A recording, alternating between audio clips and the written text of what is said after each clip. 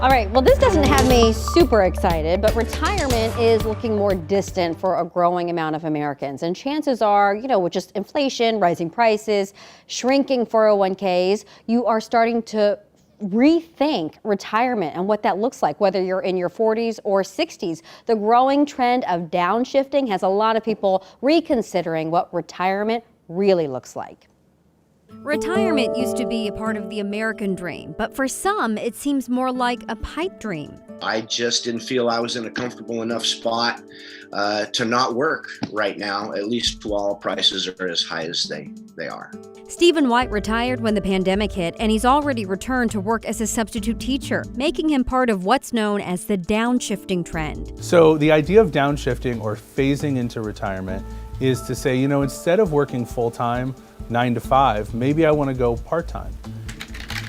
Jeff Sachs out of Sachs Financial in Creve Coeur helps people of all income levels plan their retirement. It's not how much you make, how much you have, it's how much you spend. He says a lot of people are working at least part-time to ride out this bad economy.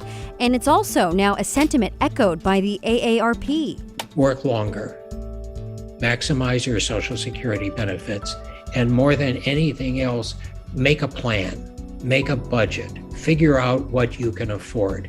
In fact, a new study from BMO Harris says 1 in 4 Americans are delaying their retirement because of financial worries. But it doesn't have to be all doom and gloom, especially if you like your job but want to work fewer hours. And all these studies out there show that if you have a purpose in life, if you have something to do every day and get out of the house, you'll be happier, and studies show you actually will live longer. So that's the goal, right? Have more money, live longer, and be happy in retirement.